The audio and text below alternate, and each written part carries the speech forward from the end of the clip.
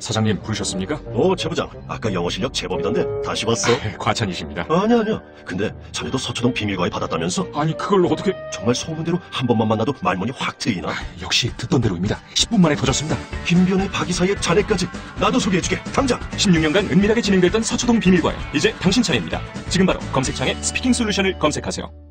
새벽 2시에 깨어났나? 딱히 고민이 있어서 그런 건 아니다. 새벽 5시에 일어났나? 새벽 6. 아우, 이 인간이 잠도 못 자게 화장실을 들락거려. 남성 활력과 전립선 건강. 하루 하나로도 충분합니다. 소팔메토, 옥타코사놀, 아연, 비타민 A, D, E까지 하루 영양 기준치 100%를 꽉 채운 메가셀 남자의 활력. 지금 바로 인터넷 검색창에 메가셀 남자의 활력을 검색해보세요. 한글도 남보다 빨리 깨치고 참 똑똑했는데 갈수록 실력이 뒤처지는 것 같아 걱정이에요. 혹시 초등학교 교과서 본 적 있어요? 어려운 어휘가 너무 많아요. 학교에서는 어휘 개념을 하나하나 설명해줄 시간이 정말 부족하잖아요. 그럼 어떡하죠? 내 아이의 어휘만큼은 내가 책임져야죠. 어휘 공부의 정성. 초등어휘 3천, 초등어휘 5천. 검색창에 초등어휘 3천을 쳐보세요. 김치는 맛있어야 한다. 아주 화끈하게 100% 국내산으로 신흥년 전통으로 햇섭 인증으로 화끈하게 맛있다. 화끈하게 통한다. 화통김치.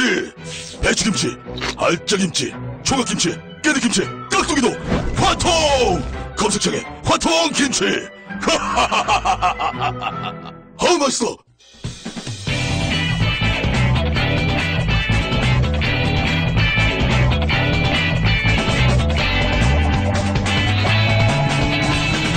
김어준의 뉴스 공장.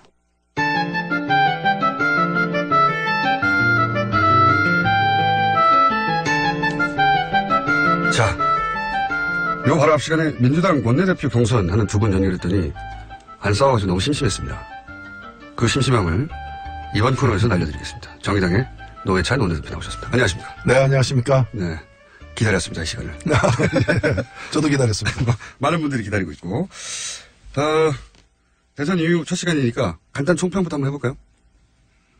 기쁜 소식부터 전해야 되겠네요. 리얼미터가 조사한 정당 지지도에서 처음으로 국민의당을 제치고 3위를 기록했습니다. 3위. 예, 정당 지지도 3위. 그러니까 1당, 2당 다음에 3당이 된 거죠, 지지율은. 예. 수치를 말씀드리면 9.6%, 거의 10%에 도달했는데 CBS 라디오가 리얼미터 1위에서 10일부터 사흘간 전국 19세 이상 유권자 1,516명 대상으로 표본 오차 95%, 신뢰 수준 플러스 마이너스 2.5%, 응답률 7.8%, 중앙선관위 여론조사심의위원회 홈페이지 참고하시면 되는데 개요를 항상 말해야 되니까 3위 일단 어떠십니까? 네, 제가 지난주에 그 얘기 나왔을 때 6.2%의 그 지지율은 아쉽긴 한데 그것은 현찰일 뿐이고 또 우리가 추가로 음으로 받은 것들도 꽤 있고 네. 앞으로 노력 이하에 따라서 그 음이 현찰로 바뀔 것이라고 이제 말씀드린 바가 있는데 음 중에 일부 극히 일부가 우선 이렇게 바뀐 것 같고요. 결국에는 이 대통령 선거 투표에 대한 아쉬움을 가진 분들도 일부 있을 수 있습니다. 그러니까 그렇죠. 이 당도 잘 커야 되는데 이 표는 한 장밖에 없고 그래서 우선 급한 데다가 이 표를 주는 그런 분들이 대선은 일단 끝났고 정권 교체가 됐기 때문에 정의당도 좀 힘내라라는 그런 어떤 응원의 의미로 지지세가 좀 늘어난 게 아닌가. 다만 아직 시작일 뿐이다. 예, 여름이 오기 전에 두 자리 숫자까지는 갈 수도 있다. 여름이 아니라 1, 2주 내에 갈 수도 있을 것 같은데요. 네, 그렇습니다. 저희들은 지금 보이는 거는 자유한국당밖에 안 보입니다. 저희들 바로 앞에 자유한국당이 있기 때문에 나머지는 잘 안 보입니다. 아니 근데 자유한국당도 워낙 대선 패배 후에는 항상 그렇긴 하죠. 떨어져가지고 사정권 안에 실제로 들어왔어요. 네. 몇 퍼센트 차이 안 나더라고요. 네, 그렇습니다. 네. 지금 그래서 사실은 이렇게 탈핵당하고 지금 그 전직 대통령이 감옥에 가 있는 당이 이렇게 거리를 활보하게 내버려 두는 것도 사실은 마음이 불편하거든요. 네. 자, 이거는 대단히 축하할 일이고 물론 지난 시간에 이혜원 의원과 같이 나오셔가지고 대선 직후에 이제 소수 정당으로서의 이야기를 하셨는데 지금 단독으로 처음으로 이제 총평을 할 시간이 됐으니까 그 시간도 좀 지났으니 자체적인 분석도 있었을 테고 지금 대선을 한번 짚어보시면 아쉬운 점, 가장 아쉬운 점이 뭡니까? 네, 아쉬운 점은 많죠. 많은데 일단은 저는 누구 남을 탓하고 싶지는 않고요. 그동안에 정의당과 같은 존재는 많은 분들이 존재하는 걸 알고는 있었지만 명목상으로만 존재했을 뿐이지. 무슨 얘기를 하는지 잘 몰랐죠. 네. 노출 기회가 잘 없었어요. 그렇습니다. 그런데 이제는 TV 토론 덕분이긴 합니다만은 뭘 주장하는지에 대해서 이제 제대로 알기 시작하면서 새롭게 이렇게 그 정의당을 평가하고 네. 지지하는 분도 계시고 또 그렇기 때문에 또 저희들이 어떤 그 견지해왔던 입장이나 정책들의 부족한 점 이제 그런 것들도 사실 드러나는 계기가 된 것입니다. 그렇기 때문에 앞으로 그런 부족한 점을 많이 채워가지고 좀 더 우리 정치를 한 걸음 또 이렇게 발전시키는데 정의당도 한 몫을 하는 날이 오지 않겠는가 생각됩니다. 실제 제가 이제 주변에서 듣기로는 말씀하신 대로 정의당이 워낙 노출 기회가 없었기 때문에 네. 무슨 얘기를 하는지는 모르고 맨날 데모하고 파업하고 그런 것만 하는 정당이라는 이미지가 있었는데 심상정 대표가 워낙 여러 사안에서 똑부러지게 얘기를 했고 그래서 이제 20대 여성 유권자들한테는 걸크러쉬라고 표현하죠. 네. 네. 야 저렇게 똑똑한 여성 대표가 게다가 또 다른 남성 대선 후보들을 막 제압하고 하니까 거기서 화나는 분들도 꽤 있고요. 아, 그렇습니다. 예. 그리고 뭐 40, 50대 주부들 사이에서도 저렇게 멋진 여성이 대표가 되는 게 굉장히 반갑고 그래서 새로운 지지층도 생겼고요. 그렇습니다. 예. 그러니까 기존에 정의당이 접근하지 못했거나 정의당을 잘 모르던 사람들 중에서 지지하는 사람들이 많이 생겼어요, 실제. 그렇습니다. 예, 주목하게 되고. 또 안타까운 것도 있어요. 보통 정의당이 이제 20대, 그러니까 젊은 세대에서 지지를 받을 거라는 생각들을 많이 하고 실제 그랬는데 깜깜이 기간 얘기 많이 해왔지 않습니까? 깜깜이 기간 되면 절반 반토막 난다. 과거의 사례를 보자면. 그래서 이번에도 깜깜이 조심해야 된다. 그렇죠. 그리고 정의당에 대한 어떤 그런 새로운 인식이라거나 또는 지지가 생긴 지 시간이 얼마 되지 않다 보니까 여물지 않은 거죠. 네. 그래서 온갖 이제 풍파에 시달리면서 거쳐온 어떤 그런 지지층하고 좀 다른 거죠. 네. 그래서 잘 안 보이게 되거나 좀 딴 얘기를 듣게 될 때 쉽게 흔들리게 되는 네. 그런 약점이 있고 그것이 이제 이번 깜깜이 기간 동안에 오히려 그 이전에 지지율보다도 좀 후퇴하는. 맞아요. 네. 그리고 그 기간 동안 또 유승민 후보에게도 많이 간 것 같아요. 제가 보기에는. 그래서 그 얘기 또 하지 특히 않습니다. 젊은 층에서. 그러니까요. 젊은 층에서 이제 도대체 자유한국당까지는 아는데 새누리당은 모르는. 네. 그 새누리당이 그동안에 어떤 일을 해왔는가 우리 역사에 있어서 네. 이거까지 모르는 분들이 이제 그 유승민 후보와 바른정당에 대해서도 그냥 신흥 개혁 세력으로만 알게 되는 그러면서 이제 그쪽으로도 뭐 보수 진보 이런 구분도 없이 이제 좀 많이 옮겨가지 않았는가 이렇게 생각도 듭니다. 그거는 이제 물론 그 대선 직전에 있었던 탈당 사태가 부른 동정표도 있고 그리고 이제 그 딸의 성희롱 사건도 있고 그런 동정표가 합쳐지고 그게 하필이면 사전선거 직전에 벌어져서 또 덕도 많이 보고 그런 것도 있습니다. 그렇습니다. 예. 이슈가 예. 계속 터졌던 거죠. 근데 심상정 후보 같은 경우는 5차 토론 이후로는 별 이슈를 만들어내지 못했던 그건 저희들이 어떤 문제인데 이슈를 만들어내지 못함으로써 다른 쪽은 좋은 일이든 나쁜 일이든 간에 예. 여하튼 계속해서 이슈가 생성되면서 그래서 주의를 모으고 지지도 함께 모아내는 과정이 되었던 거죠. 관심을 받게 됐죠. 그러면서 이제 잊혀지게 되는 기간이었는데 그때 또 이런 것도 겹쳤어요. 저희도 여쭤보고 싶은 건데 심상정 후보가 이제 5차 토론 마지막 토론 때 유승민 힘내라. 예, 탈당 사태에 대해서 격려하는 거죠. 수성당으로서. 그런데 거기서 그쳤으면 모르겠는데 이제 또 김종대 의원이었던가요? 한 라디오 인터뷰와 아마 김현정 뉴스주였던 걸 제가 기억하는데 인터뷰와에서 만약에 심상정 후보가 아니면 누구를 그러면 지지하라고 호소하겠느냐 이런 유의 질문에 대해서 단서 없이 단서를 뭐 보수 후보 중에라면 이렇게 달았으면 오해가 없었거나 했을 텐데 단서 없이 유승민 후보라는 이야기를 하다 보니까 힘내라 하고 그 두 가지가 합쳐지면서 이게 정의당의 전략인가? 그럴 리가 사실 없습니다. 없고 네. 정 없으면 김종대를 찍어라 이렇게 얘기해야 되는 거죠. 근데 그 뜻은 아마도 네. 반드시 보수 후보를 꼭 찍어야 되겠다는 유권자가 있다면 홍준표 찍지 말고 차라리 유승민 찍으라 뭐 이런 뜻이 아니었겠는가 저는 생각하는데 그런 맥락으로 저도 받아들이려고 했는데 어쨌든 그날의 인터뷰는 그렇진 않았어요. 그러다 보니 그렇다면 뭐 상당히 유감입니다. 그 두 가지가 합쳐져가지고 20대 유권자 중에 말씀하셨다시피 진보 보수를 명확하게 구분한다기보다는 말도 명쾌하게 하고 입장도 분명한 소수 정당에 대해서 애정을 가지고 있던 분들 중에 그렇게 큰 차이가 없다면 옮겨가는데 마음의 저항이 없어지는 거죠. 그래서 거꾸로 유승민 후보 선거운동을 해준. 젊은 유권자들 중에 뭔가 이렇게 힘 있는 그리고 뭐 될 것 같은 그런 후보들 말고 그렇죠. 좀 새로운 후보 중에서 네. 우리 보통 뭐 신상 이런 거 있지 않습니까? 신상. 예, 뭐 얼리어답터 뭐 이런 뭔가 새로 나오게 되면 이제 아직 덜 팔리더라도 자기랑 선택하고 싶은 그런 걸 찾으려고 하는 젊은 유권자들에게는 뭐 심상정 후보도 네. 신상으로 보였지만은 유승민 후보도 신상으로 보였던 거죠. 그렇게 신상으로 보이는 동정표 선거에서 가장 무서운 동정표가 몰릴 때 이때 정의당 입장에서 그러면 유승민 후보를 찍어도 된다라고 하는 일종의 시그널, 허락 같은 심정적인 그래? 그럼 괜찮은 거야 하고 옮겨가게 하는 역할을 했었다는 거죠. 하여튼 저희가 그렇게 여유 있는 집안이 아닌데 말 그렇게 보였다면은 네. 저희들이 좀 자만했던 거죠. 예, 그 마지막에는 다들 예민한 시기인데 네. 그런 시그널로 읽힐 게 분명히 있긴 있었어요. 예. 그거는 의도하지 않았더라도 피해가 됐다. 실제로 많이 빠져나갔죠, 막판에. 판세 분석하실 때. 네, 저는 그렇게 생각합니다. 좀 빠져나갔습니다. 빠져나갔고, 유승민 후보 쪽으로 간 것도 꽤 있고요. 그래서 순위가 바뀌었지 않습니까? 저는 그게 제일 뼈아픈 대목입니다. 알겠습니다. 취임 대략 한 일주일여간의 행보는 어떻게 평가하십니까? 네, 저는 뭐 일주일이 아니라 뭐 한 달 이상 지난 것 같아요. 많이 지난, 한 달 이상, 더 이상 지난 것 같습니다. 예, 더 이상 지난 것 같죠. 사실 인수위 기간도 없이 네. 바로 이렇게 직무를 해야 되기 때문에. 우려가 많았었죠. 우려도 많았는데, 그에 비춰봐서는 준비된 대통령이 아니라, 네. 몹시 준비된 대통령. 몹시 준비된 대통령. 의 모습을 보여왔다. 고 생각되고, 사실 이 기간은 아무것도 안 하고 가만히 있어도, 그렇게 그렇죠. 생각해보면, 그 전임 대통령 박근혜 네. 같은 경우에는 아무것도 안 하고도 굉장히 이제 칭송을 많이 받던 그렇죠. 시기였거든요. 근데 굉장히 의미 있는 일들을 많이 했다고 저는 지난 일주일 동안에도, 네. 한편으로는 공약을 이행한 것이라고도 볼 수 있지만, 다른 한편으로는 대단히 상징적인 행보들을 많이 했고, 네. 굉장히 영리하게 했어요. 그렇죠. 사실. 지난 일주일간 보인 상징적 행보가 하나의 이벤트, 취임 초기 이벤트가 아니라 앞으로 국정을 어떻게 끌고 나갈 것이라는 걸 보여주는 하나의 그걸 시사해주는 예고편이었기를 저는 네. 바랍니다. 우선순위를 아주 고심해서 골랐겠죠. 네. 수많은 일들 중에. 저도 굉장히 영리한 초반 일주일이었다라고 평가가 되는데 정의당 입장에서는 이렇게 잘하면은 어떻게 됩니까? 저는 이럴 때는 이해득실 따지지 말고 눈 감고 박수 쳐야 된다 눈 감고 생각합니다. 박수 쳐야 된다. 몹시 준비되었다. 네. 아주 특이한 점 하나는 저도 이제 뉴스를 계속 모니터링 하게 되는데 한 달 이상이라고 말씀하셨는데 최소한 1년 이상은 그 자리에 있었던 것 같은 느낌이 자꾸 들어요. 예, 그게 제가 볼 때는 네. 과거의 어떤 집권 경험과 또 그 집권 경험에서 돌이켜볼 때 아쉬운 점이라거나 또는 나중에 부족했다고 평가되는 지점들이 있었을 거 아닙니까? 네. 그런 것들을 갖다가 메꾸려는 그런 아주 오랜 기간 동안의 어떤 성찰의 결과다.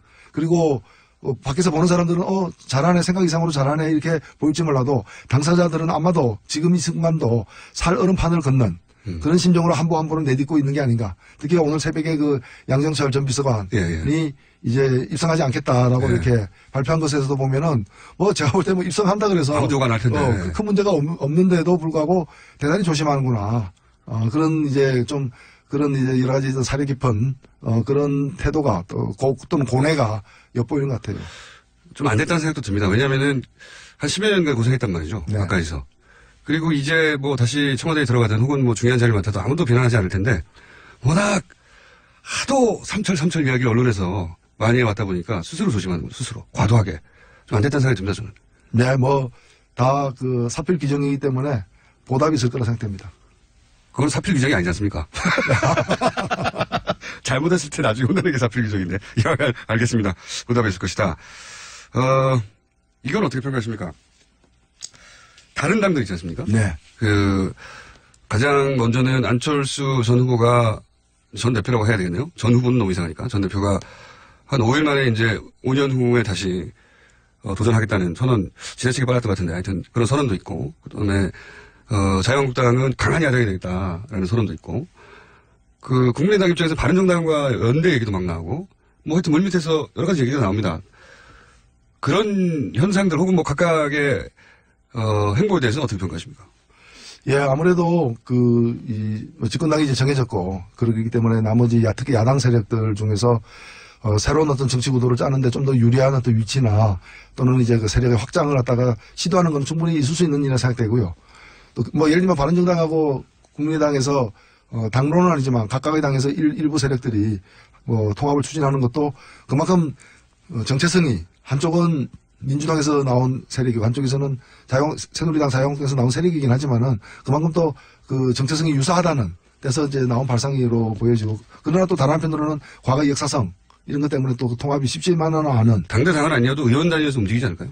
제가 볼 때 유승민 전 후보는 바른당에 계속 남을 것 같고, 네. 또 안철수 전 후보도 국민당에 계속 남을 것 같지만 나머지 사람들이 계속 남을지는 여전히 유동적인 앞으로의 어떤 지방선거라거나 또는 더 길게 보면은 총선까지 내다보면 대단히 유동적인 건 사실이 아닌가 이렇게 생각됩니다. 안철수 후보 워낙 갑자기 다시 보통 이제 대선 지고 나면 이제 반성 얘기 나오고 백서 얘기 나오고 회고록 쓰고 혹은 심지어 은퇴 얘기도 나오고 한동안 잠잠했다가, 그런데 비해서는 안철수 후보가 지나치게 빨리 나온 거 아니냐. 보통 이제 지지자들, 이렇게 선거라는 게 마음의 빚을 차곡차곡 쌓아갔다가 이렇게 탁 받아가는 건데, 마음의 빚을 쌓을 그런 틈도 없이 너무 빨리 나온 게 아니냐. 전 너무 다급했다. 예, 좀 그런 느낌이 많죠, 사실은. 굉장히 좀 조급하다는 그런 상태가 아닌가 하는 느낌을 주는데. 그런 느낌 많이 줍니다. 아니, 재수해서 안 돼서 이제 삼수를 하면은, 시험이 1년 후에 있는 건데, 네. 삼수한다 그러면서 한 달 후에 시험이 있었으면 좋겠다, 이제 그런 심정 비슷한 거죠. 그래서 저는 소위 참모진, 대선 기간 내내 있었던 참모진, 아마 아주 가까운 참모진 누군지는 모르겠습니다. 그런 참모진의 판단이 잘못된 게 아니라 이번에도 이렇게 빨리 나올 이유가 없었습니까, 사실. 글쎄요, 그게 참모진의 판단인지. 본인의 판단인지. 예, 본인의 판단에 더 가까운 게 아닌가 생각됩니다. 좀 안타깝더라고요, 저는. 좀 이렇게 묵혀서, 과거에 이제 김대중 전 대통령, 거슬러간 건 많습니다만, 김대중 전 대통령 같은 경우에는 은퇴 선언까지 하고, 정계 은퇴 선언을 했다가 이제 몇 년 있다 돌아왔는데, 정계 은퇴 선언 때 그 아쉬움과 안타까움 같은 게 잔뜩 사람들 마음에 쌓여있다가 다시 그걸 받아간 거거든요. 그런 과정이 없어서. 제가 하여튼 그 부분까지 챙길 여유는 없습니다. 여유는 없고. 저는 오히려 더 눈여겨봐야 될 것은 뭔가면은, 어저께 나온 여론조사이긴 합니다만은, 그 같은 여론조사에서, 국민의당이 이제 8.8%인가요? 네네. 4위가 되었는데, 물론 여론조사라는 거는 좀 앞으로도 달라질 수 있겠습니다만은, 선거 결과 지난 일주일 전에 선거에서 안철수 후보가 얻었던 득표의 거의 3분의 1 수준으로 떨어졌거든요. 네. 절반 이하로 떨어졌는데, 일주일 만에, 그것도 원래 국민당을 지지하지 않던 사람들이 문제가 아니라 국민당을 지지했던, 안철수 후보를 지지했던 사람의 3분의 2 가까운 사람이 떨어져 나갔다는 거죠. 마치 무슨 소설 제목처럼 추락하는 것은 날개가 없다는 식으로 이제 떨어져 나가버렸는데, 이런 걸 좀 눈여겨봐야 될 것 같아요. 그러니까요. 냉철한 자기 분석이 먼저 있어야 될 것 같은데, 그거 전에 먼저 나와서 잘못된 판단이었던 것 같은데, 정의당 입장에서 그걸 챙길 여력이 없고요. 이걸 어떻습니까? 그게 이제 초반에 이제 투닥투닥 왔다 갔다 했던 말들이었는데, 정의당에 누군가도 입각할 수 있고, 바른정당에 누군가도 입각할 수 있고, 이건 물론 청와대에서 나온 얘기는 아니었습니다. 이제 민주당 인사들 입에서 이제 본인들의 아이디어였는지, 혹은 대선 기간 동안 그런 정도의 아이디어가 왔다 갔다 했던 거를 대선이 끝나고 나서 기쁜 마음에 입 밖으로 낸 건지 그건 모르겠습니다만, 그런 아이디어를 왔다 갔다 했잖아요. 정의당 입장에서는 그런 입각 제한이 만약이라도 있다면 어떻게 대응하실 생각이십니까? 근데 현실로 되지 않은 걸 전제로 해가지고 네. 말씀을 드리기는 쉽지 않고, 다만 후보들이 한 얘기를 가지고 명백히 직접 한 얘기들을 보면은 공동정부라거나 네. 협치라거나 통합정부라거나 이런 이야기들이 예외 없이 많은 분들이 얘기를 그렇죠. 했었어요. 예. 홍준표 후보는 다 얘기한 거예요. 다 얘기한 부분들인데 네. 이제 이런 부분들은 물론 이제 선거의 득표 전략상으로 한 부분도 있겠지만은 네. 또 여소야대라는 누가 집권을 하든 여소야대일 그렇죠. 수밖에 없는 엄연한 현실을 배경으로 이루어진 얘기들이긴 합니다. 그렇기 때문에 이런 것들이 구체적으로 어떻게 실현될 것인지에 대해서 사실 이게 우리 정치사에도 그렇게 유례가 많지 않은 예. 사례가 많지 않은 드문 일이죠. 드문 일이거든요. 예. 일이기 때문에 과거에 전혀 없었던 건 아닙니다. 김종필 총리 정도 그렇습니다. 좀 이례적인 있었는데 그때는 아예 DJP 연합을 하고 했으니까요. 그렇죠. 예. 그래서 지금은 어떻게 보면은 일반론으로서 제기한 겁니다. 구체적인 누구와 그렇죠. 누구 이렇게 제기된 게 아니라 이제 공동정부라고 하는데, 근데 그것이 어떻게 구체화될 것인지 좀 진지하고 정중한 제안이 오면 고려해 볼 수도 있는 거죠.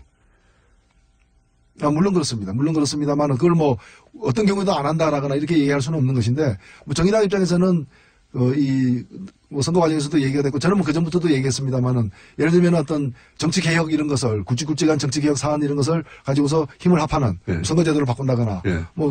아니면은 저희가 이번 대선 전에 야3당 공조도 열심히 했습니다만은, 서로가 함께 할 수 있는 여러 가지 주요한 정책 추진 사안들이 있을 거 아닙니까? 네. 그러니까 하나하나 이렇게 공조하고 또 흩어졌다 공조하고 이게 아니라 그런 것들 좀 패키지로 해가지고 네. 여기서 여기까지, 그리고 그 중에는 일부 몇 개라도 이렇게 또 직접 집권 세력들이 공개한 건 아니라 하더라도 괜찮은 어떤 정책들이 함께 할 수 있다면은 다른 후보의 정책 중에서 그런 것도 이제 포함시켜가지고 패키지로 해가지고 같이 밀겠다. 이거 국민들 앞에 떳떳하게 얘기하고 이런 걸 하기 위해서도 힘을 합하기로 했다라거나 그렇게 좀 추진되는 것이 더 바람직하지 않겠는가. 그건 당연히 그런 과정에서 그런 과정 중에 그런 과정에서 이런 인적인 문제까지도 네.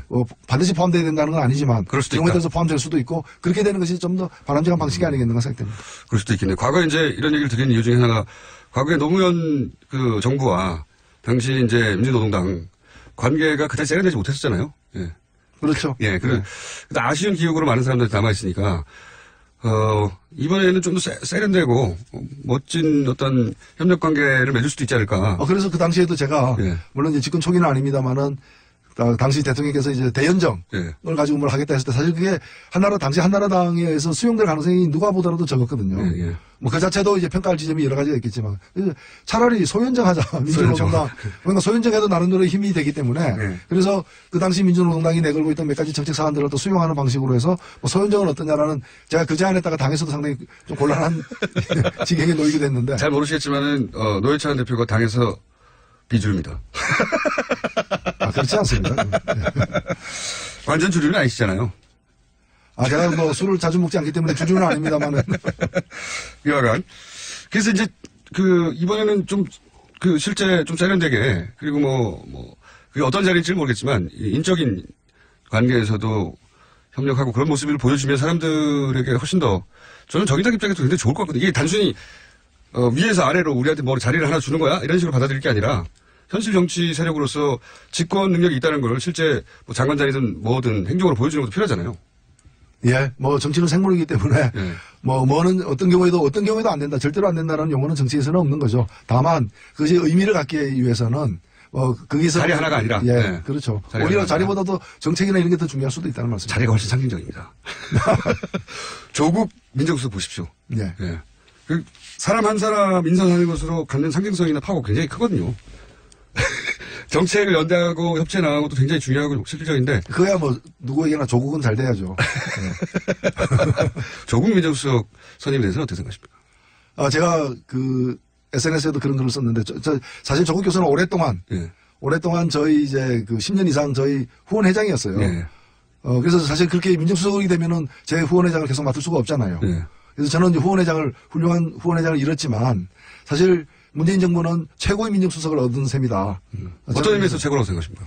예, 민정수석이라면 이제까지 보면 대통령을 위한 음지에서 일을 갖다가 하는 어떤. 그렇죠. 예. 그런. 조용히 검찰을 조종하는. 예, 그런 이제, 별로 이렇게 백일하에 드러내놓고 공명정대하게 일을 처리할 수 없는 그런 일들을 하는 사람으로 많이 여겨져 왔습니다. 뒷조사 전문. 이런 그렇습니다. 느낌이. 예, 근데 오히려 이 조국이라는 사람이 민정수석을 맡음으로써 별 얘기 안 해도 민정수석이 해야 될 바가 과거와는 180도 달라졌다는 걸 사람들이 느끼게 만드는 효과가 있었던 거죠. 저는 최상의 인선이었다고 생각합니다. 그렇군요. 얼굴 패권에 대해서 어떻게 생각하십니까? 네, 저는 본인도 그것을 자기의 약점이라고 이제 늘 얘기를 해왔고. 그렇게 말하면 저도 정말 미워요. 아니, 저는 그 심정을 이해할 것 같아요. 저도 과거에도 그랬기 때문에. 그래서 저는 측은지심을 갖고 보고 있습니다. 측은지심. 아니, 제가 이제 농담처럼 한 얘기가 자유한국당에서는 아예 진짜로 외모를 걸고 나오셔가지고, 논평 못 보셨군요. 예. 예. 자유한국당에서 한번 찾아보십시오. 다음 시간이 거의 다 돼서 오늘 여기까지 좀 얘기할 텐데, 정말로 외모에 대해서 진지하게 문제 삼더라고요. 네, 그쪽은 주로 돈을 들여서도 고치는 쪽이잖아요.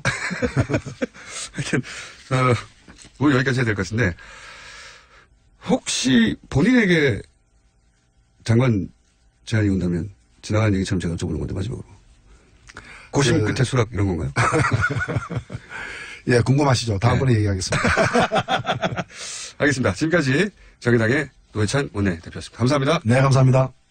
제가 생각하는 이상적인 사회는 모두가 먹는 것, 입는 것 이런 걱정 좀 안 하고 더럽고 안 입고 온 꼬라지 좀 안 보고 그래서 하루하루가 좀 신명나게 이어지는 그런 세상이라고 생각합니다. 사람 사는 세상을 위해 정치를 시작한 노무현. 그는 우리 곁에 없지만 그의 꿈은 영원합니다. 노무현 재단은 사람 사는 세상을 위하여 노무현의 가치와 철학을 전합니다. 노무현 재단의 후원회원이 되어주세요. 1688-0523. 또 떨어졌어. 너 또 입사시험 봤어? 아니, 차량용 핸드폰 거치대 말이야. 여러 개 사봤는데 실패의 연속이야. 떨어지고 시야 가리고 운전석에서도 뭐 알고 뭐 좋은 거 없을까? 싼 것만 찾으니까 그렇지. 제대로 된 거 하나 사서 편리하게 쓰는 게 더 낫지. 그런 게 있어? 그럼 있지. 1, 2, 3 할 때 2. 힘 세다 할 때 힘. 2 힘. 투 힘? 2배로 힘이 세다는 건가? 네이버 검색창에 2 힘을 검색해보세요.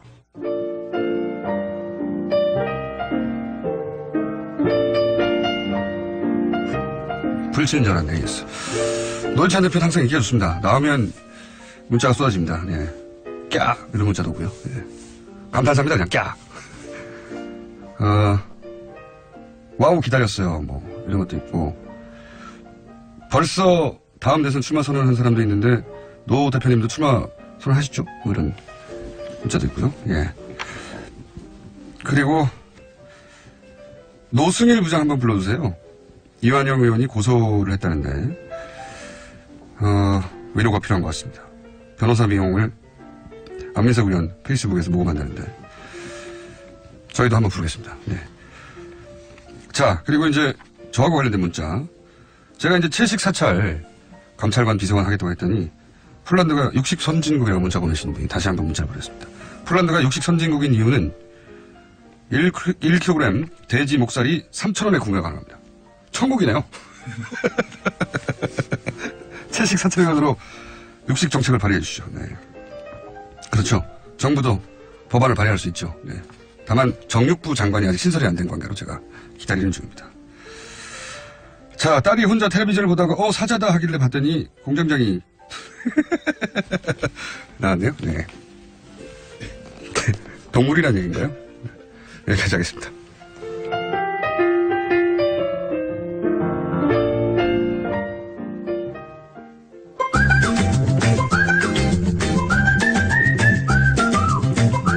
자, 오랜만에 뵙습니다.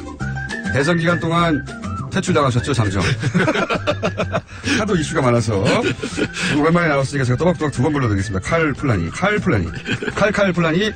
사회연구연구소 정태희 소장님, 안녕하십니까? 네, 안녕하세요. 혹시 방송 시작하고 나서 칼 플라니의 회원이 많이 늘었습니까? 아니요, 줄었습니다. 준비까지.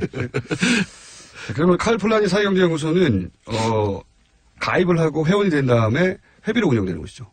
이게 협동조합이에요. 그러니까 출자금이 있고, 그 다음에 매달 조합비를. 얼마를 내고 어떻게 하는 겁니까? 그러니까 정식 조합원, 즉, 협동조합 총회에서 의결권을 가지려면, 대충 10만원 정도, 자유롭습니다만, 그리고 월은 10,000원 내지 2만원. 10만원을 내고 10,000원을 내야 되는 거예요? 예, 10만원 나중에 돌려드리는 거고요. 탈퇴할 때. 10만원은 나중에 탈퇴할 때. 예, 출자한 거거든요. 출자해서 돌려주는 거예요. 그래서 만약에 저희가 돈을 많이 벌면, 그 출자에 해당하는 이제 수익을 배분을 하게 돼 있는데. 일단 11만원이 드네요, 가입하려면.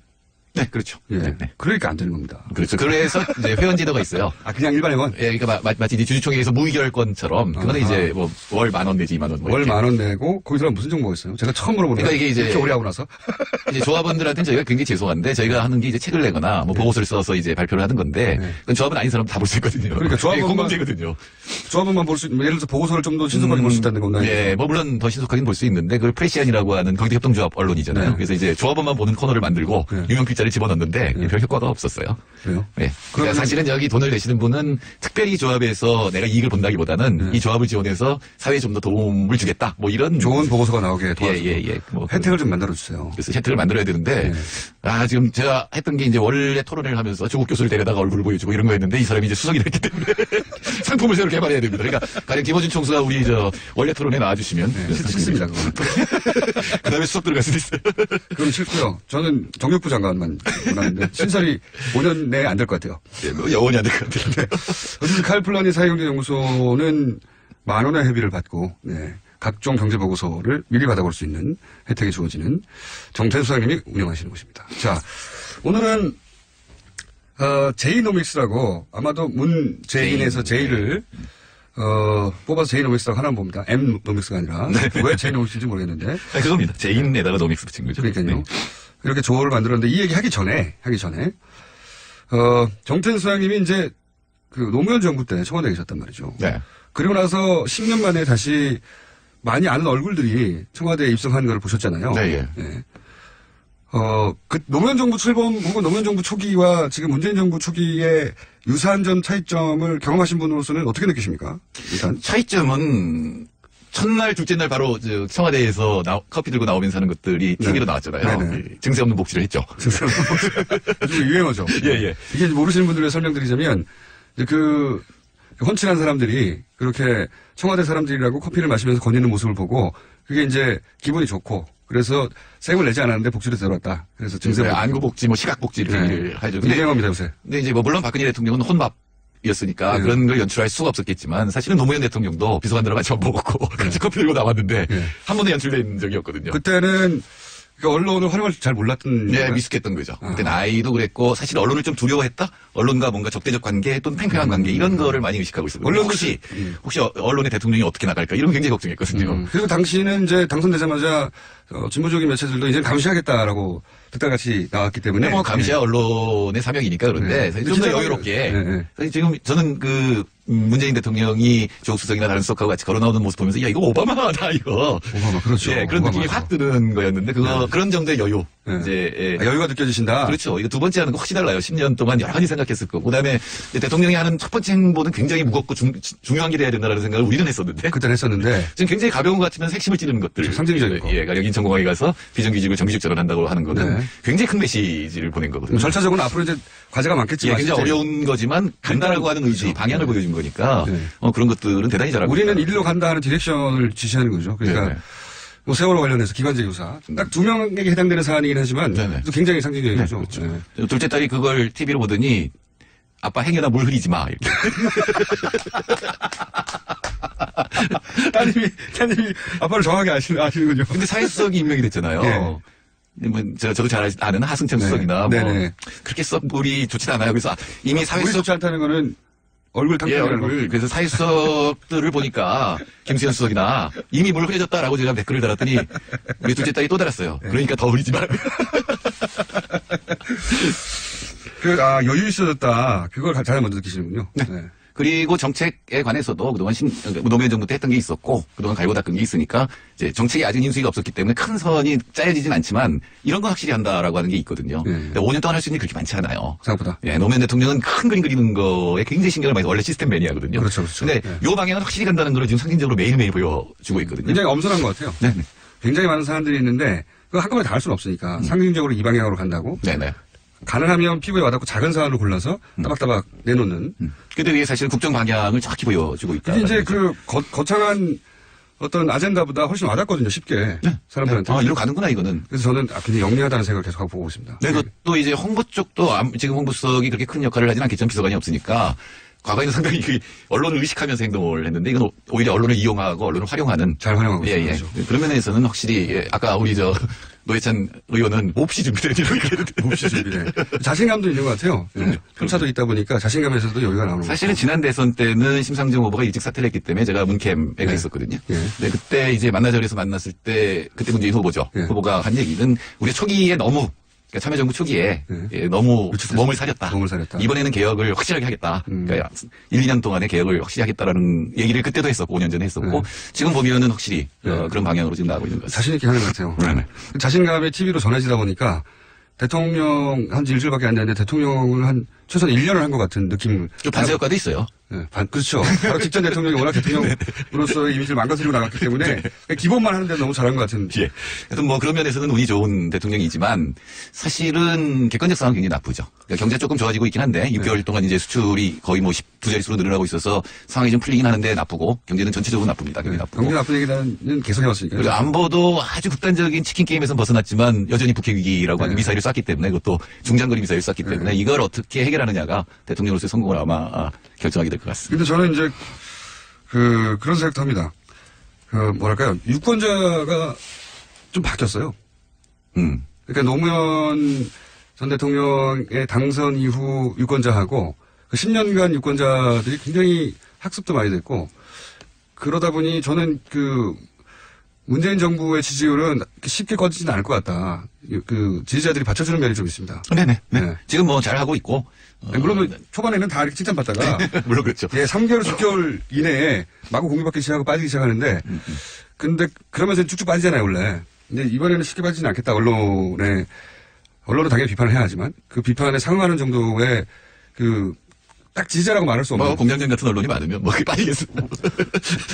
그게 혼자 힘으로 되는 게 아니라 제가 보기에는 한번 다뤄야 될 것 같아요. 유권자가 어떻게 바뀌었는가. 네네, 그것도 뭐 유권자들 모셔서 얘기를 들어보면 재밌겠네요. 유권자 지형이 바뀐 것에 대해서 기존 매체들이 잘 이해 못하는 부분도 있습니다. 자, 그건 다음에 다른 시간에 얘기하기로 하고. 그래서 가장 먼저 해야 되는 게 뭡니까? 경제, 제이노믹스. 다른 무엇보다도 지금 사실 투자가 그렇게 늘어나는 거는 사실 기업이 하는 거거든요. 근데 대통령이 항상 초조해야 하는 게 성장률에 집착하다 보면. 숫자. 예. 근데 성장률을 좌우하는 건 투자예요. 사실 소비는 늘어난다고 10% 확 늘어나지 못하잖아요. 그러니까 결국은 투자인데 투자는 주택 건설하고 설비거든요. 그래서 항상 건설에서도. 건설을 가지고 어떻게 해보겠다 하다가 지금 이제 부채가 왕창 쌓인 그러니까 부채공화국이 한 10여 년간의 과정이었는데. 거의 40번. 그전에도 상당히 건설의 위중에. 두 번째는 재벌들한테 매달리는 거예요. 그렇죠. 설비 투자와 건설이 15%씩 비슷하거든요.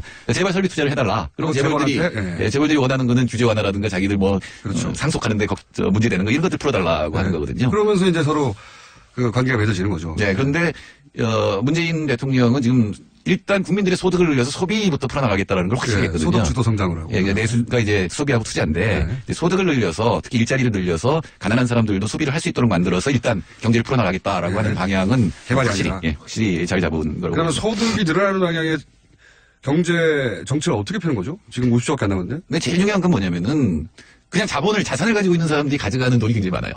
이제 기업들 현금 요구도 많지만 그건 이제 벌어들인 거라고도 할 수 있지만 그냥 부동산 가지고 임대소득 받는 사람들이라든가 그렇죠. 금융 이자 소득 받는 사람들 많은데 사실 그쪽으로 돈이 빠져나가면 근로소득이라고 하는 게 굉장히 적어지잖아요. 그리고 이 사람들은 소비를 할 수가 없으니까 이 사람들이 압도다수인데 그러니까 좀 더 노동을 한 사람들이 많은 임금을 갖고 더 많은 일자리가 생기게 해서 경제 성장률도 높이고 그렇게 되면 투자도 늘어나게 되거든요. 그리고 자영업도 살아나게 되고 방향은 그렇습니다. 그러니까 지금까지 했듯이 개발이 아니라 혹은 부동산 투자가 아니라 개개인의 소득이 늘어나는 방향으로 정책을 펼 것이다. 그게 핵심이다. 예, 부동산은 좀 위험해요. 이미 150%이기 때문에 가계부채가. 다음 주에는 본격적으로 제 인용에서 다뤄보려고요. 지금까지 정태인 칼플라니 소장님이었고요. 저는 김어준이었습니다.